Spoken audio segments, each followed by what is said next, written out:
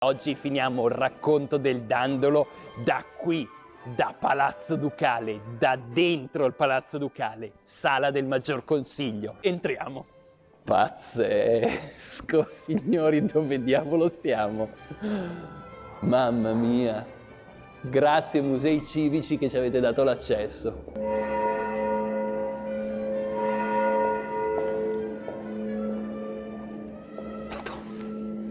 Madonna mia!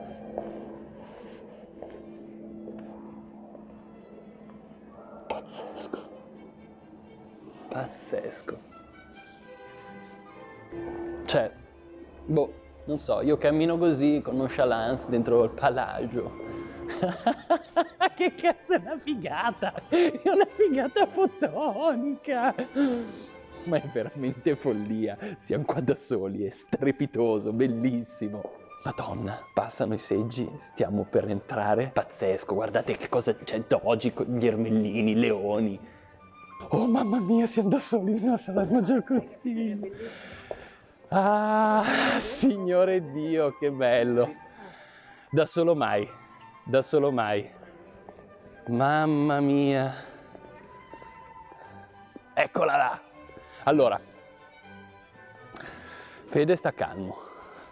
Fede sta calmo, sei venuto qua per fare una cosa. Allora,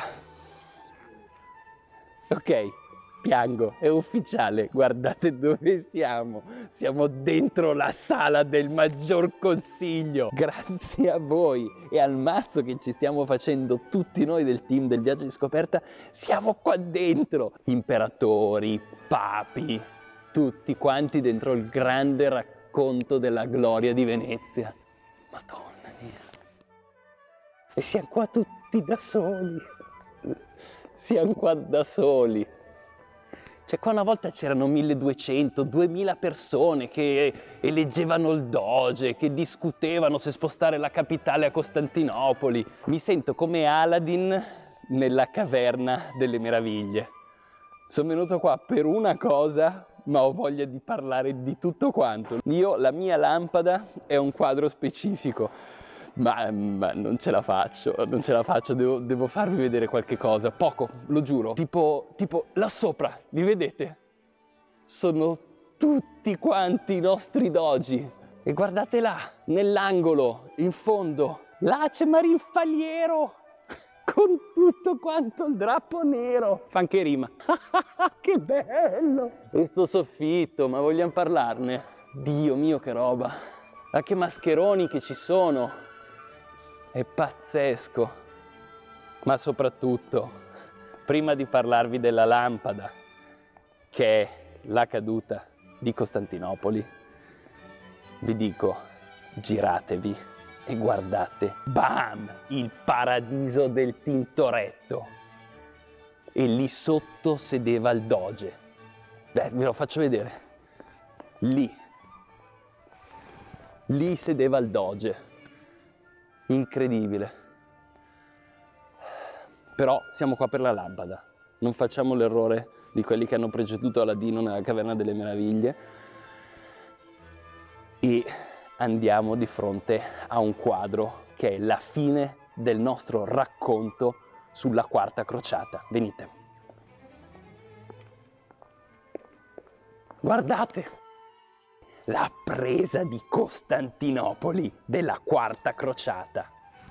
Sembra di esserci dentro. Guardate tutti questi corpi di soldati, sembrano un unico fiume umano che inghiotte la città, uno sopra l'altro, e lo si capisce benissimo. Il pensiero che tutti loro hanno in testa è: devo essere il primo ad entrare. Ma non è fantasia del pittore, che oggi non abbiamo ancora ben capito chi sia. L'idea probabilmente del figlio di Tintoretto, Domenico, ma poi ci hanno messo sulle mani in molti. Vi dicevo, non è idea del pittore. Di storie sulla caduta di Costantinopoli ce n'erano parecchie che giravano a Venezia nel 1577, l'anno in cui questa sala e quella dietro, quella dello scrutinio, bruciano completamente. Si decise di rifarle e, rifacendole, rifare tutti i cicli pittorici. Così si prese a spunto narrativo il racconto del francese Villardin. Qui devi, il nome del cronista non lo so bene. Villerouen, Viltomer, Villuer, Chandeleur, Chantecler. Vi metto l'immagine così lo leggete giusto adesso. Vi leggo direttamente cosa scrive lui di questo momento qua, così poi mi direte se ci sono delle somiglianze o no tra testo e quadro. Era il 12 aprile del 1204. L'attacco durò a lungo, finché il signore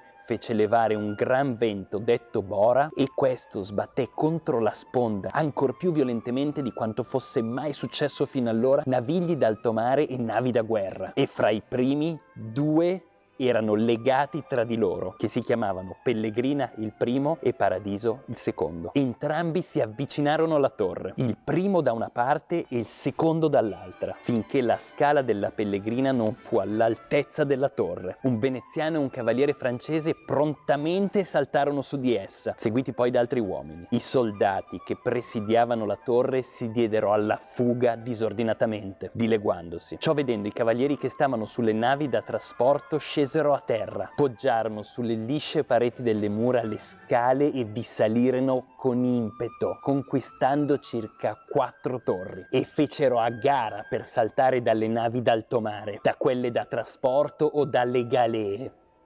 Ognuno voleva essere il primo. Costantinopoli era caduta. Vedete, questo quadro è della fine del Cinquecento. Qui i grandi temi storici e le grandi battaglie erano quelle che il mercato statale richiedeva. Un po' come i nostri quadri del Risorgimento. È lo stesso principio. Solo che qui tra i pittori era a gara chi rappresentasse più persone possibili dentro il quadro, senza dimenticare tutti i dettagli. Michelangelo fa battaglie del genere. Leonardo, battaglia di Anghiari, vi dice qualcosa? A Venezia però il modello era Tintoretto, Battaglia di Cadore, un quadro che noi oggi non sappiamo come sia perché è andato perso, però se guardate i dettagli del quadro è come se fosse un'istantanea, un po' come quando siamo dentro la folla di un concerto rock. Sei lì in prima persona, senti il rumore delle spade, non al concerto rock, sto dicendo nel quadro, le urla dei soldati, il loro sudore, tutto questo mentre la città brucia. Tutto deve essere più vicino al vero possibile, per quanto totalmente inventato. L'uomo che carica la balestra, sembra quasi di sentire la sua fatica mentre la carica, la foga dei soldati mentre salgono sulle scale, la disperazione dei religiosi bizantini mentre si arrendono all'esercito crociato, il dandolo che dà ordini nella folla, i remi delle galee come gambe di lunghissimi granchi, gli alberi usati come ponte per salire sulle mura, la difficoltà di tenersi in equilibrio, le fiamme dell'assedio precedente che bruciano ancora la città. Sembra una sorta di apocalisse infernale.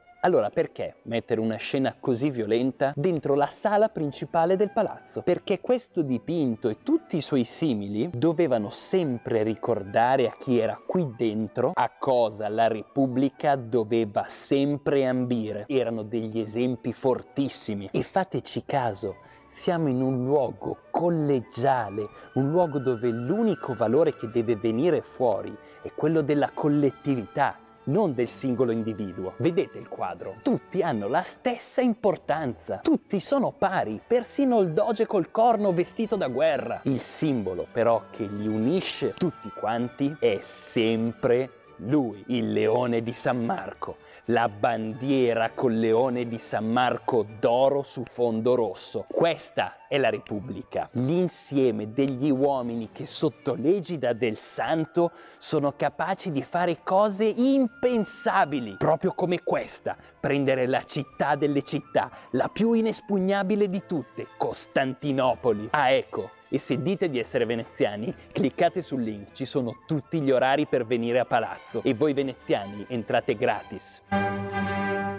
Se ti è piaciuto il video, metti like alla pagina. Ho beccato un mio amico dentro Palazzo Ducale. Ecco, lui è un bravo veneziano. Ha l'amorosa foresta e la porta a vedere il Palazzo Ducale.